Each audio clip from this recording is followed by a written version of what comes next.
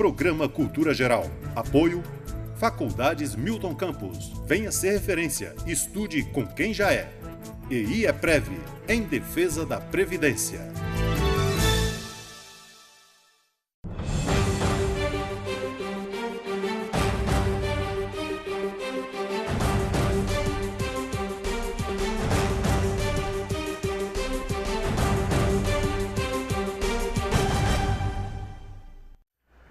Muito boa tarde, começando agora mais um programa Cultura Geral. Hoje, a professora Fernanda Mendes me deu a honra da sua participação aqui, da sua presença aqui no programa Cultura Geral. E a gente, como sempre, mantendo as mulheres no programa, porque o mês das mulheres acabou, mas a gente tem que manter essa luta diária, em defesa dos direitos das mulheres. Porque essa luta também é nossa, Os homens precisam entrar nessa luta com força, porque senão a gente não vai ter resultado nunca, Professora Fernanda, prazer recebê-la aqui para a gente falar um pouquinho desse consumismo exacerbado nosso, que é uma calça, tem outra calça, aí tem 3 calças, tem 10 calças, uma jaqueta de couro, 2 jaquetas, um monte de coisa, e no final usa as mesmas roupas até para dormir, Seja muito bem-vindo aqui ao Cultura Geral e é um prazer te receber aqui para a gente tratar desse assunto tão importante, Obrigada pelo convite. Ô, Léo, bem-vindo mais uma vez. Hoje está meio arrepiado, assim, Hoje mudando um pouco o estilo, A cada programa fazer um estilo diferente aqui, sem sombra de dúvida. Eu que agradeço a presença mais uma vez. Bárbara, arquitetura hoje com a responsabilidade, Falar um pouquinho, assim, do reaproveitamento dos materiais, Que hoje a gente está com a professora aí, se a gente não falar sobre esse tema, nós vamos tomar puxão de orelha. E eu, principalmente, Com certeza. Tentar conscientizar na área de arquitetura também, Ver o que a gente pode fazer para ajudar. Pois é. Professora Fernanda, começa esse bate-papo, assim, o que a gente pode fazer para melhorar essa condição de consumo, essa quantidade de lixo que a gente produz, assim? A gente, como ser humano, assim, a gente pode melhorar em muitos pontos, mas o principal ponto seria deixar de consumir um pouco? Olha, é difícil, assim, é fácil indicar a solução. O difícil é implementar essa solução. Porque, na realidade, isso passa pela mudança de cultura, da população, mudança de cultura de todo mundo. Então, ao contrário do que a gente deveria estar indo para um caminho de menor consumismo, de mais sustentabilidade, a gente está indo no sentido oposto, de copiar o modelo de consumo dos Estados Unidos. Então, esses dias mesmo, eu vi num site para mães, num Facebook para mães, uma palestra de um youtuber cujo tema é "O lugar de criança é no supermercado". Nossa. O potencial de compra da criança. E isso me deixou estarrecida. Então, imagina, enquanto a gente vê que a questão é a sustentabilidade, a gente está vendo, existe um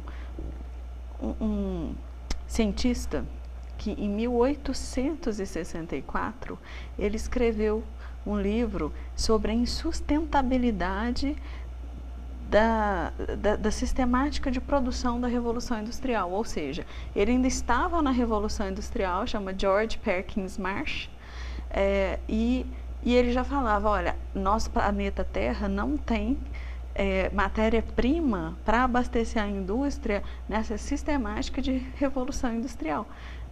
Então, se naquela época ele já tinha essa noção científica, exatamente, isso só cresceu, A gente vê que, além da gente não ter mais onde tirar matéria-prima, a gente já não tem mais onde colocar o lixo produzido, Isso ele até nem falou.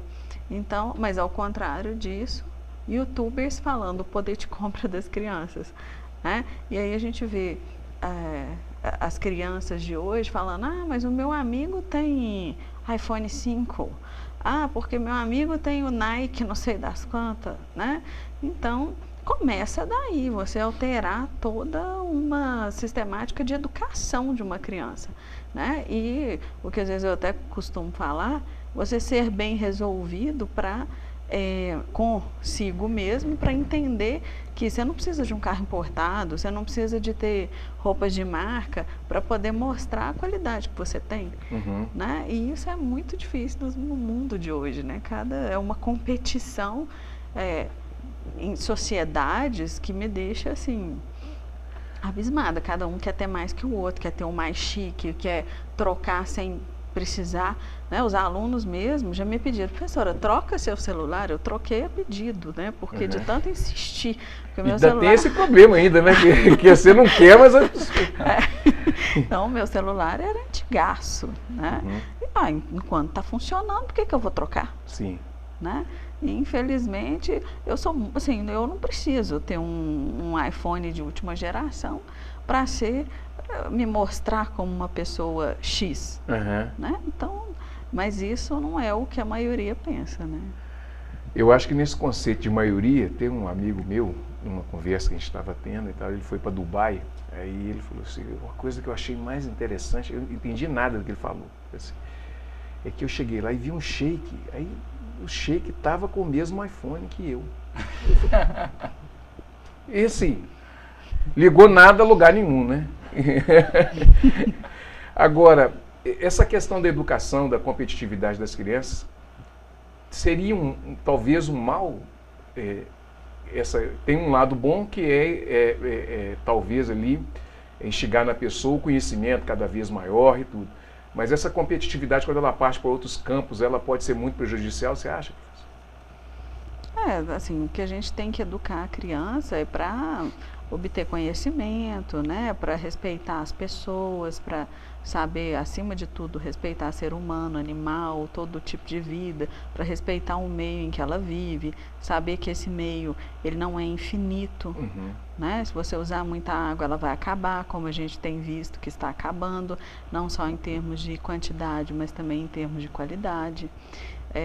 E de jeito nenhum ficar ensinando para a criança que ela deve ter um iPhone, né? Você tem que ter o videogame X, tem que trocar regularmente de videogame, né? Então, ao meu ver, eu acho que a mudança passa necessariamente pela alteração de cultura no que tange a educação dos filhos, né? Mas não é isso que a gente tem visto, inclusive em festas, a gente vê festa de aniversário faraônica, né? Então, que é um desperdício, aquele tanto de material que coloca para decorar, depois vai tudo pro lixo, né? Então, não é, eu acho que na realidade a humanidade não deu certo, né? Às vezes a impressão que eu tenho também às vezes eu tenho essa impressão assim, que a gente precisa voltar, devolver para o dinossauro, depois entregar para a gente de novo, porque parece que não deu muito certo não. Como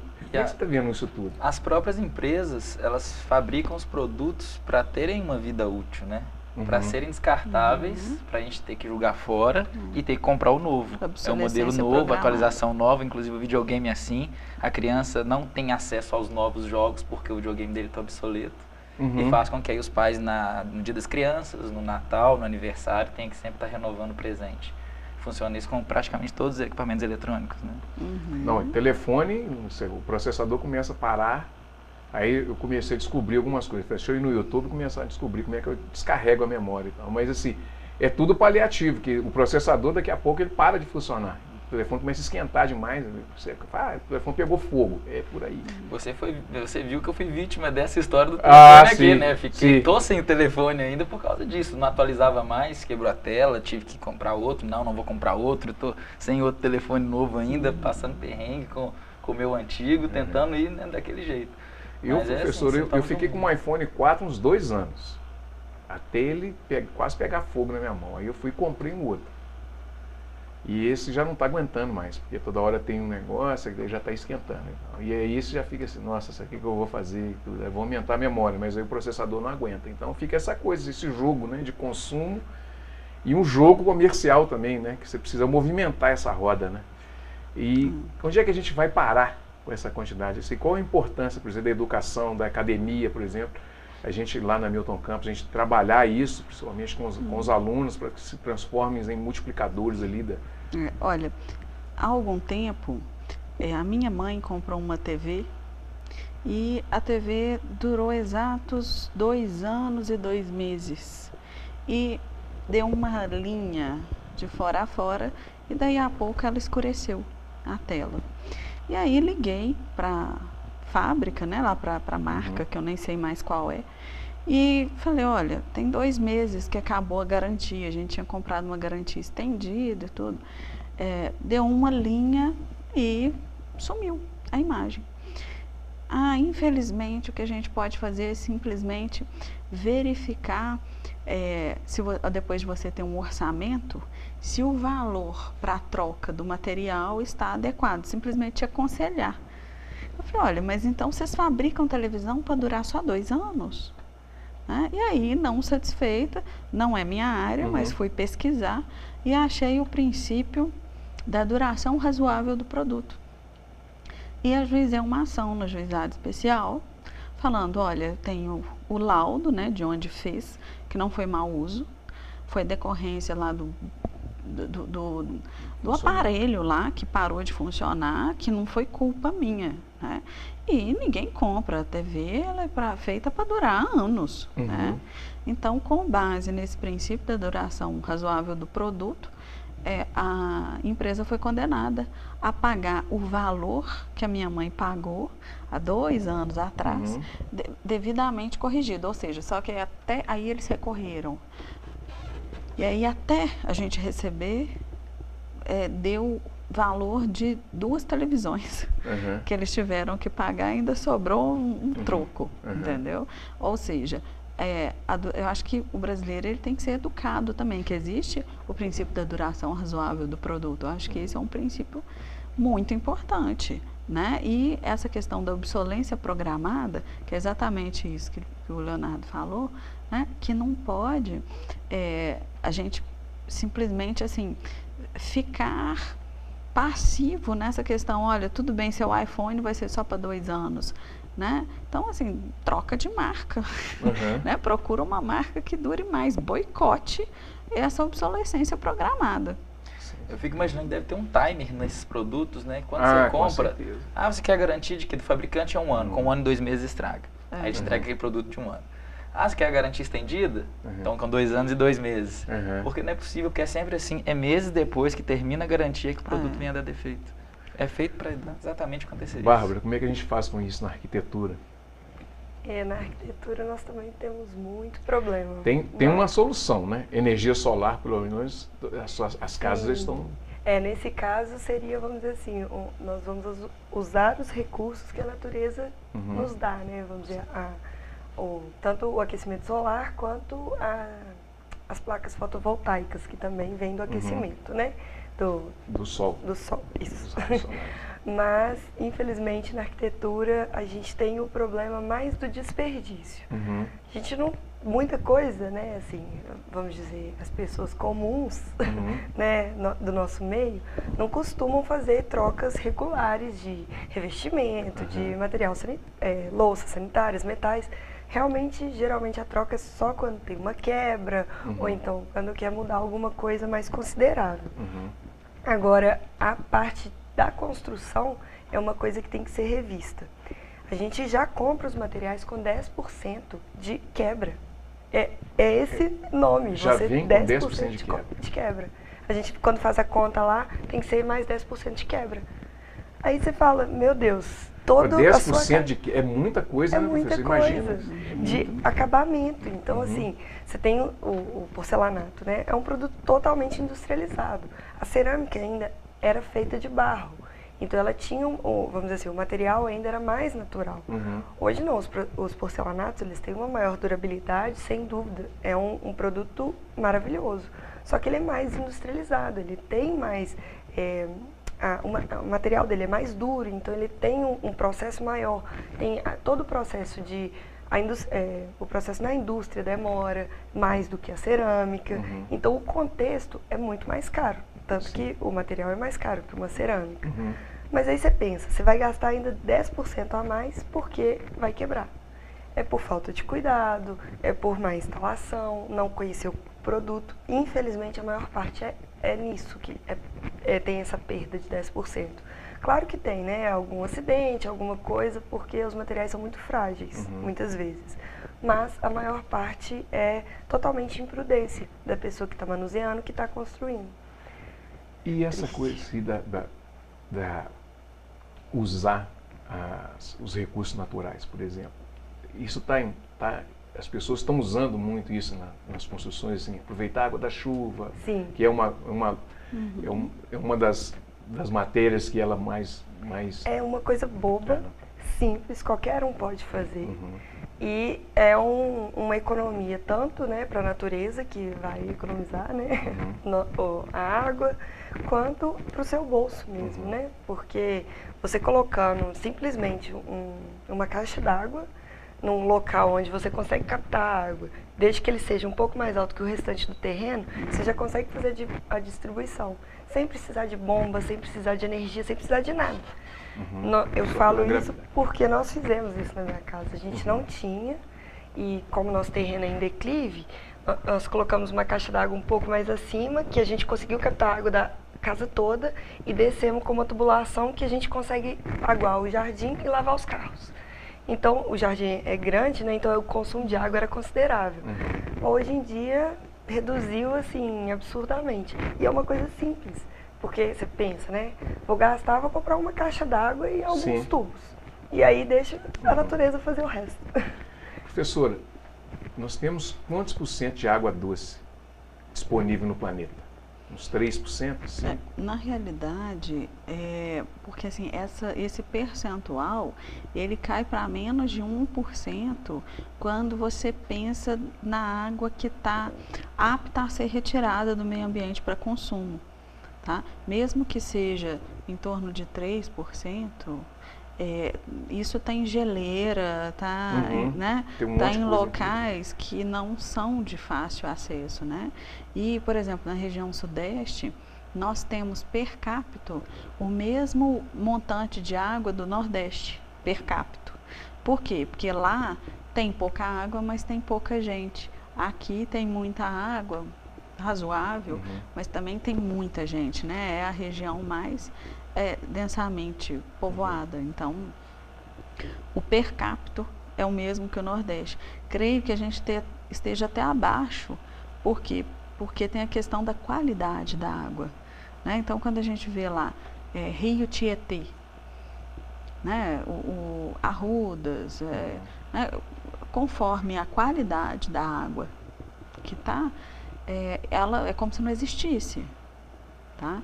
E o problema da questão da qualidade da água são vários fatores, né? Então, por exemplo, tem a questão do saneamento básico, que é um dos principais causadores dessa poluição hídrica. Tem resíduos sólidos, que a lei está aí, mas ninguém cumpre. Tem a questão de indústrias, mineração, agricultura. Então, são vários fatores poluentes da água.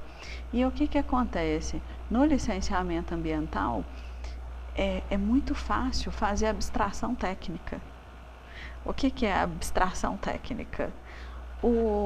A gente sabe que o cientista coloca todas aquelas hipóteses de realização, de ocorrência no laboratório e faz se isso, e se isso, dá isso, né? Então, como se fosse tudo matemático. Né? E como se o meio ambiente estivesse num laboratório. Então, eles artificializam a questão, né? Eu chamo de abstração técnica. Tá? Então, por exemplo, eu peguei uma outorga de uma empresa que requereu a outorga de 18 litros por segundo. Tá? E aí, com base em quê? Num estudo de deflúvio, um estudo de quantidade de água que tinha ali, de um período histórico, que ia da década de 70 à década de 90. E requereu isso em 2010. Tá? E aí, com base nisso, eles, olha, tá vendo? Aqui tem esse tampão de água, então a gente tem o direito de, se é 30% da Q710, né, desse montante de água, então a gente pode ter 18 litros por segundo. E aí, por 16 horas por dia. E aí, o Estado falou, não, pelo nosso estudo, você só pode ter 7 litros por segundo. E aí ela falou assim, eu não quero. E do nada, apareceu lá 7 litros por segundo, mas por 24 horas. O que isso significa? Como ela tem que fazer um relatório mensal e não por hora, sim, tá? Como ela não vai usar, com certeza, ela não vai usar esses 7 litros, 24 horas, porque ela funciona só 16.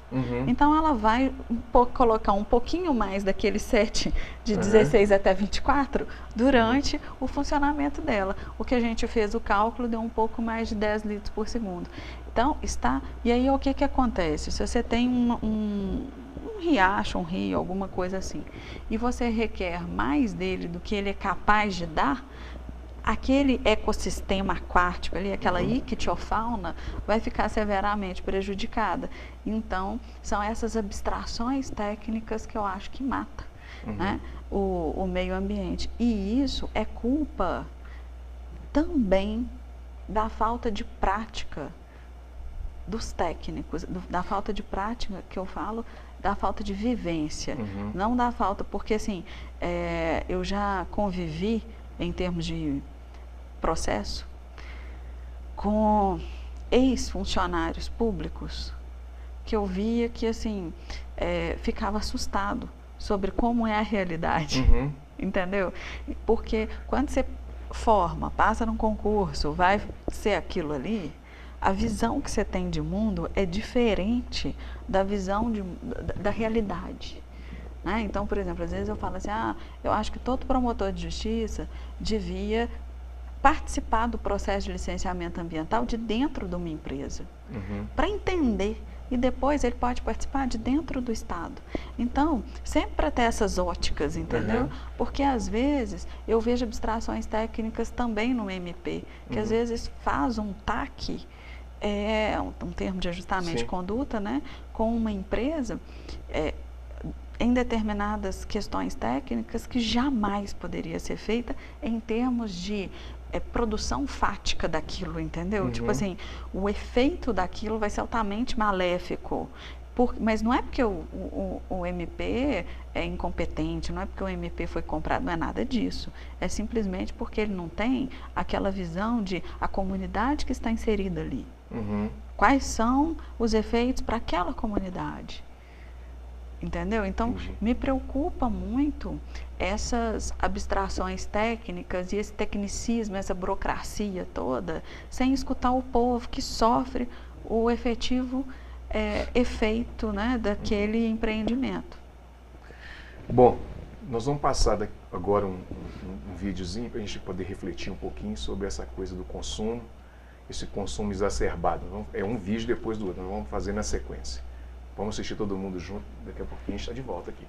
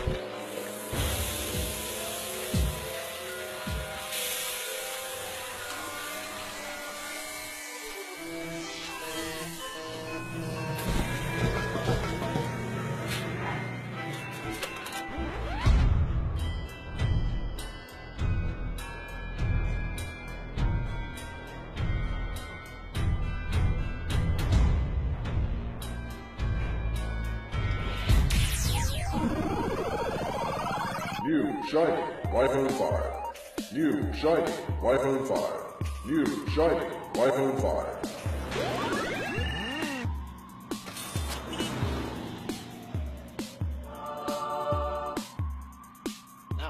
The new iPhone 6. Get yours today. The new iPhone 10. The new iPhone 10 by today. Play it from Portugal. New iPhone 16. Buy it today. New iPhone 17. Buy it now. New iPhone 18. Buy it today. New iPhone 19. Buy iPhone it 20. 21. 22.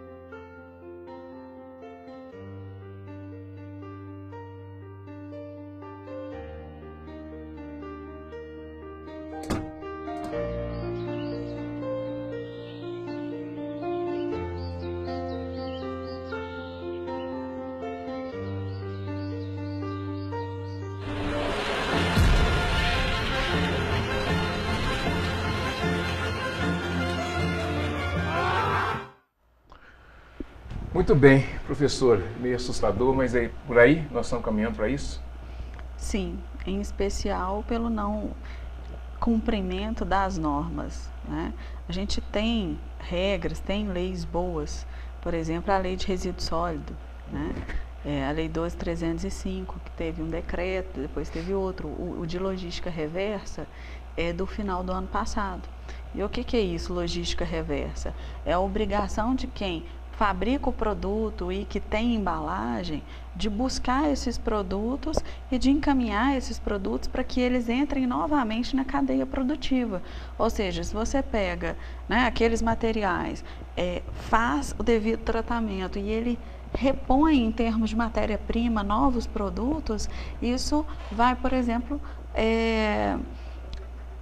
evitar que se pegue mais matéria-prima no meio ambiente, né? Só que igual ela falou, né, que fica caro, né? E esse processo, né, de reaproveitamento, de reutilização, muitas vezes fica caro e a gente não tem a vontade política de dar o devido incentivo nesse tipo de atividade, né? Então, o que é isso? Por exemplo, fui procurada há um tempo por pessoas querendo saber, tem como empresas de reciclagem ter isenções fiscais, ter alguns incentivos fiscais?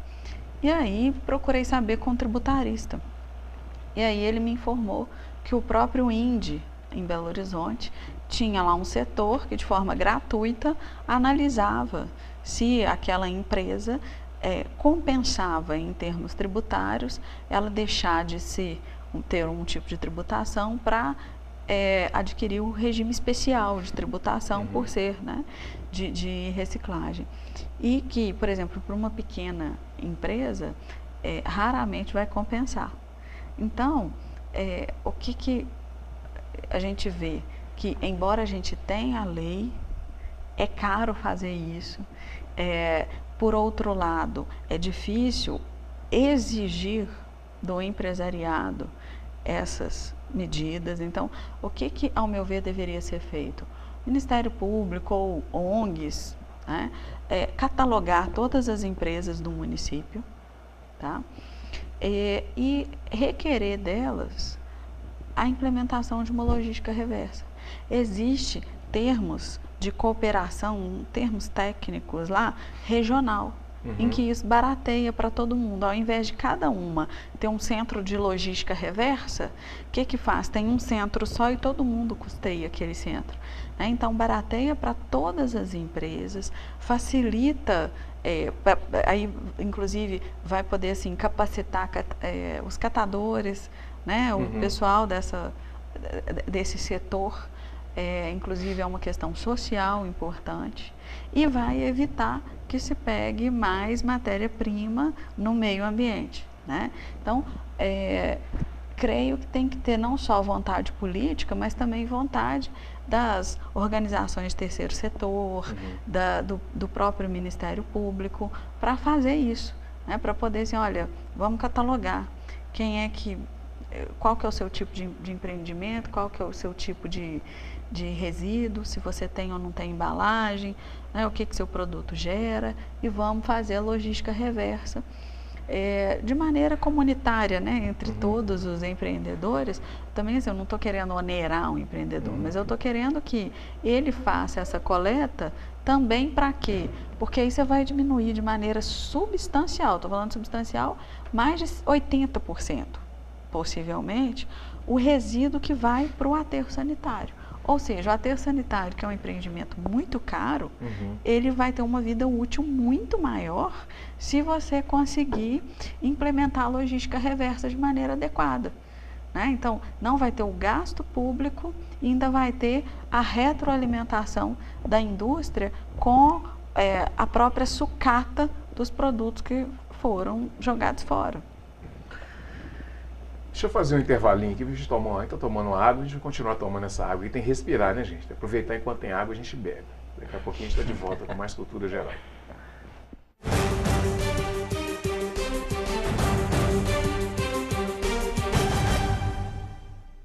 Apoio Faculdades Milton Campos. Venha ser referência. Estude com quem já é.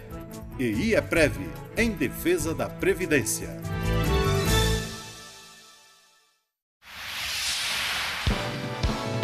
Canal Cidadão, Nova Lima e você. A Prefeitura iniciou o processo de regularização fundiária do bairro Santa Rita. A iniciativa conta com a cooperação técnica firmada entre o município e o governo do estado, por meio da Secretaria de Estado de Cidades, que vai financiar o levantamento topográfico de toda a região. O crescimento desordenado das cidades é um problema social que traz muita insegurança para as famílias que ocupam as áreas tidas como irregulares. Aqui em Nova Lima, a gente tem procurado reverter esse processo. Cerca de 500 famílias serão contempladas em Santa Rita. Essa iniciativa vai garantir direito à moradia adequada, condições de acesso a crédito e financiamento, valorização do imóvel e do bairro e melhorias na qualidade de vida da população. A regularização fundiária é muito importante para promover a dignidade e trazer cidadania às pessoas que ocupam essas áreas. Fala, cidadão! Aqui na comunidade de Santa Rita são centenas de moradores que sempre conviveram com insegurança da posse dos imóveis onde residem. E esse trabalho da prefeitura é fundamental. Isso é uma coisa muito importante, pelo menos a gente vai ter uma escritura que muita gente fica querendo vender, né? Não tem condições de vender porque não tem escritura. Após a primeira etapa, será feito o cadastramento das famílias e um diagnóstico completo, no qual serão apontadas questões sociais, jurídicas e físicas do bairro e os devidos encaminhamentos para a aprovação do parcelamento da área. Aprovado o parcelamento, é feito o registro dos lotes individualizados e, por fim, a concessão dos títulos. Saiba mais sobre as ações da Prefeitura em nosso site www.novalima.mg.gov.br, nas redes sociais Prefeitura de Nova Lima Oficial e no jornal A Cidade.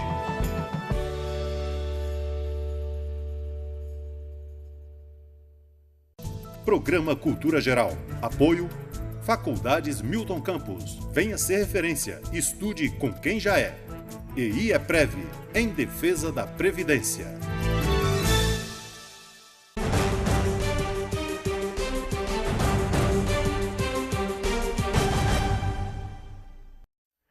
Bom, voltando aí com cultura geral, ô Léo, como é que a gente vai fazer com essas câmeras suas que você tem que trocar de tempo em tempo, você tem que trocar essas câmeras, ouvindo isso aí, como é que a gente vai fazer com essa situação toda? Criar um museu da fotografia aqui em Nova Lima, deixar exposto para o público e evitar de jogar no ambiente, não é isso, Betão? Ah, é. Essa coisa da legislação com a logística reversa tem a ver com isso, professor? Por exemplo, ele tem lá a máquina fotográfica dele e esse mundo digital e tudo, de 6 em 6 meses você tem que trocar de câmera. Na realidade, até tem produtos que vai ter uma classificação especial em termos de resíduo, né? Então, por exemplo, tem o lixo eletrônico, esse seria o lixo eletrônico, né?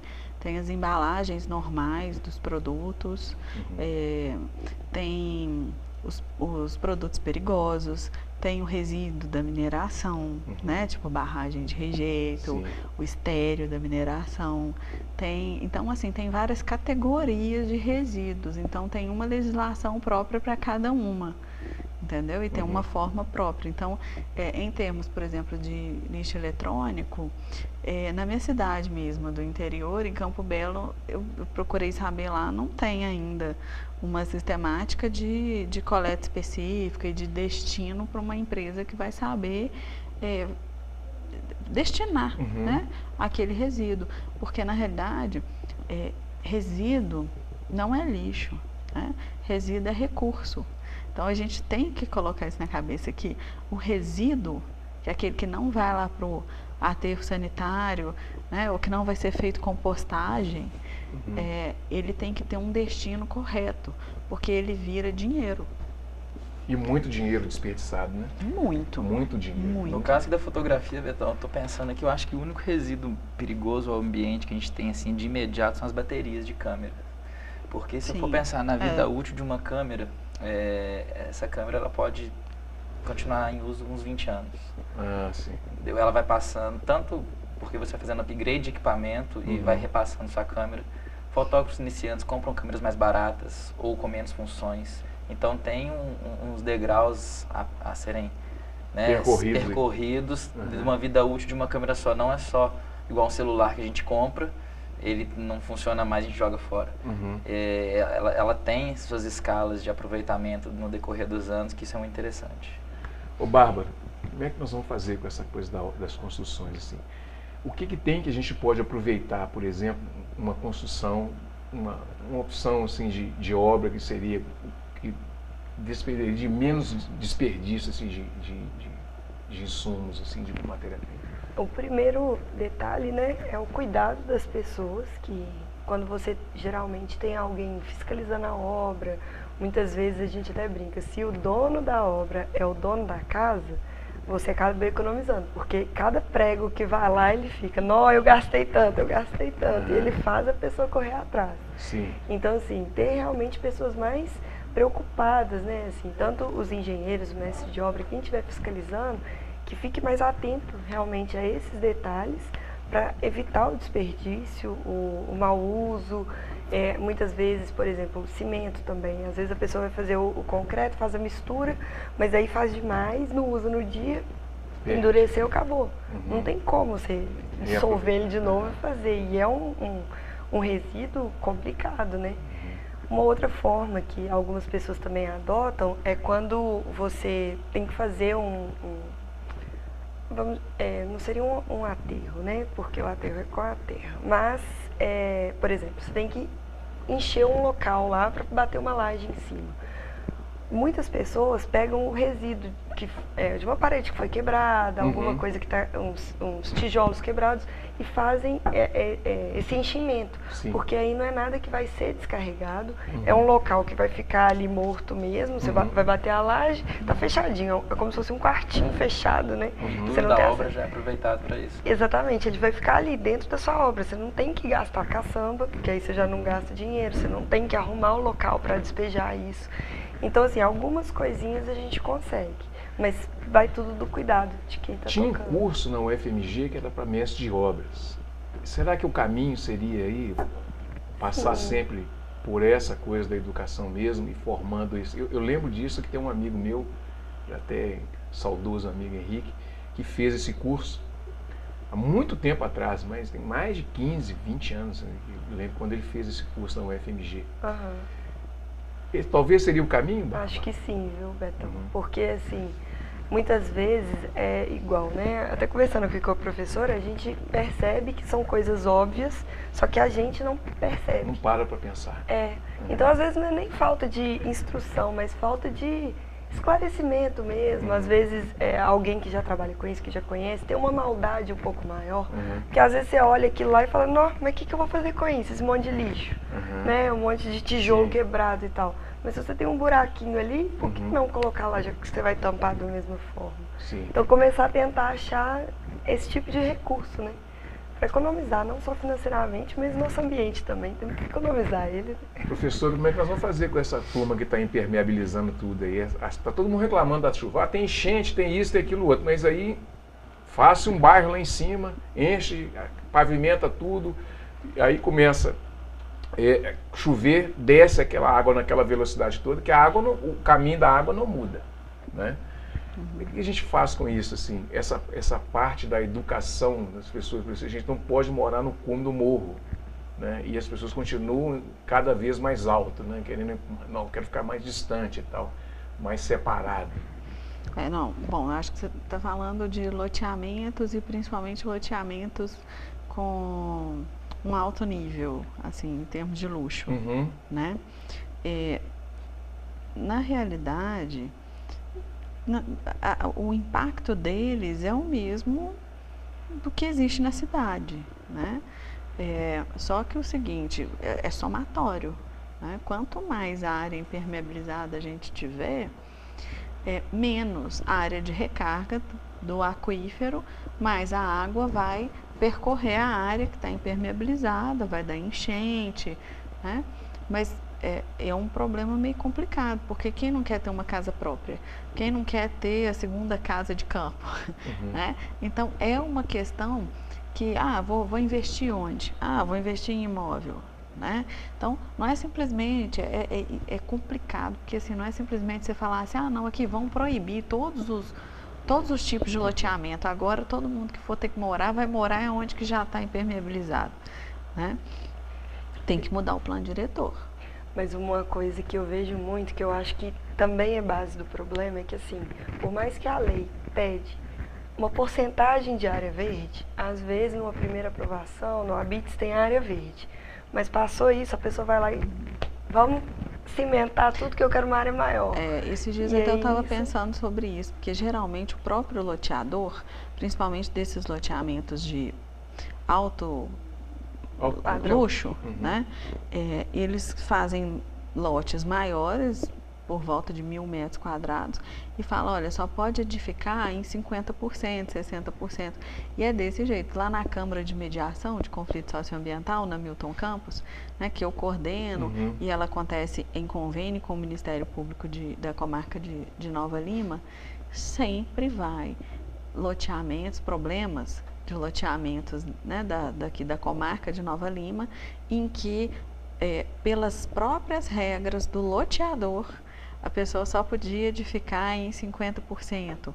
Tem não vou me lembrar o nome, né, que a pessoa realmente, a edificação é em apenas 50%, só que o resto virou jardim, sabe? Não é edificação, mas também não é mata nativa.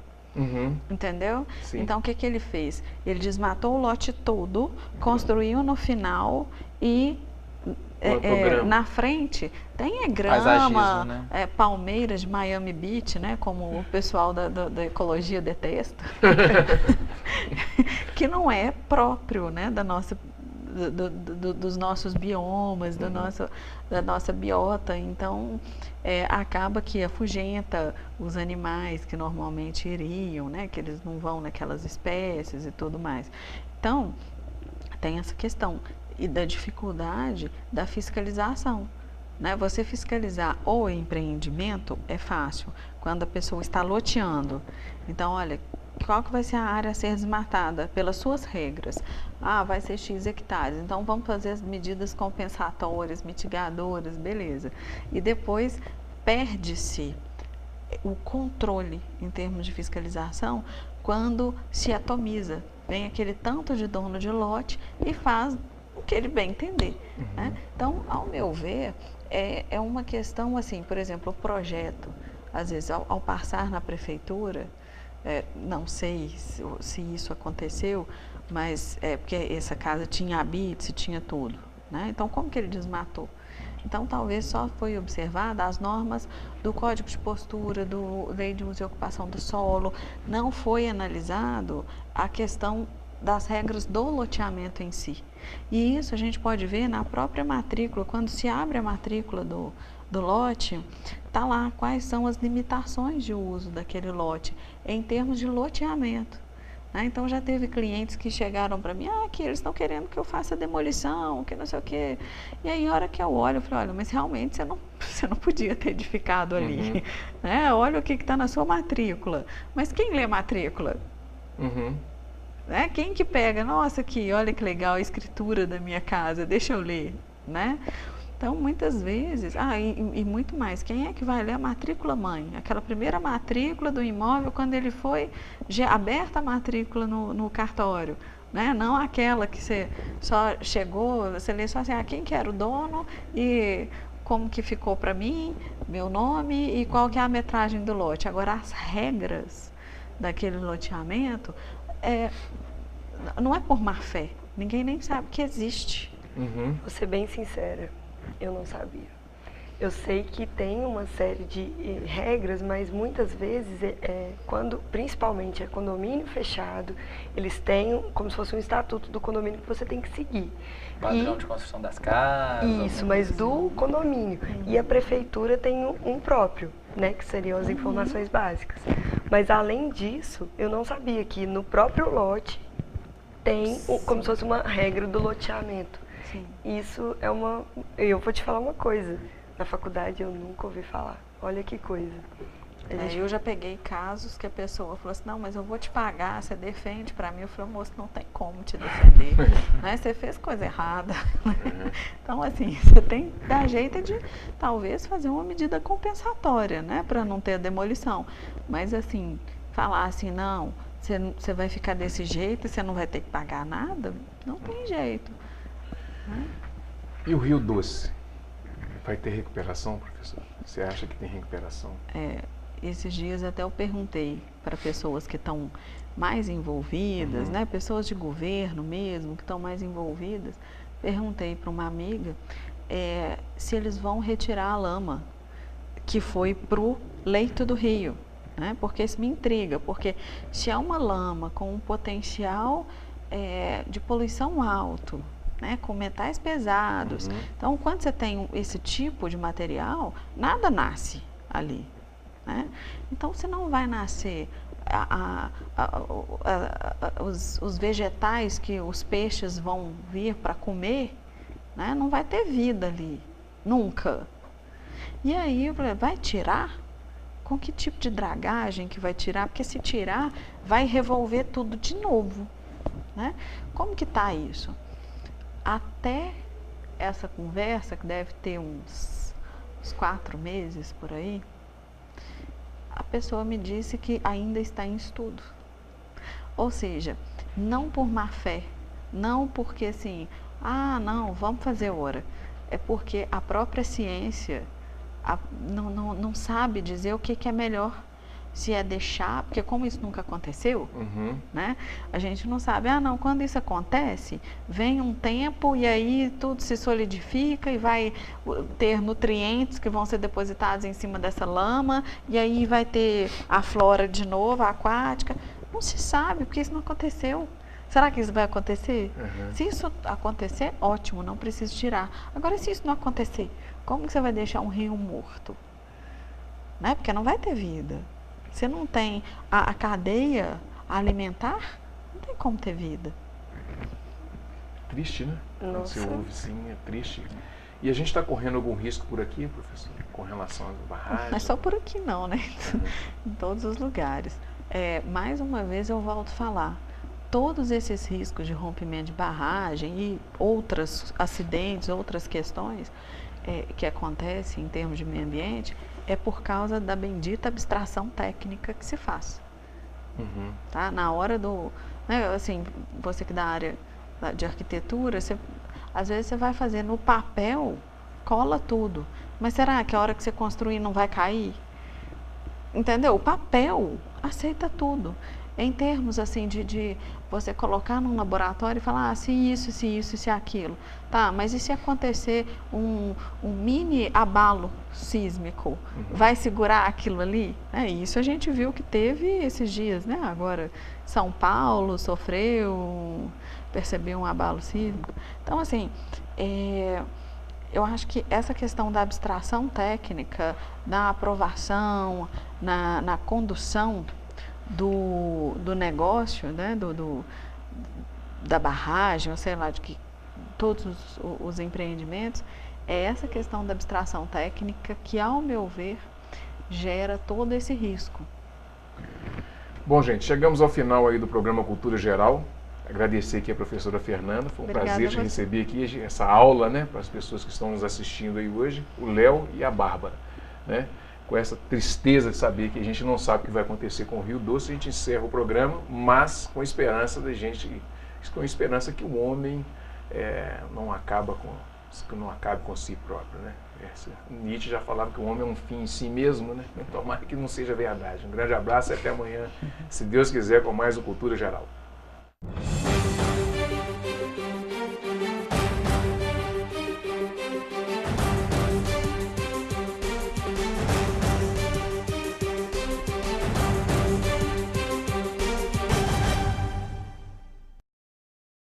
Programa Cultura Geral. Apoio Faculdades Milton Campos. Venha ser referência. Estude com quem já é.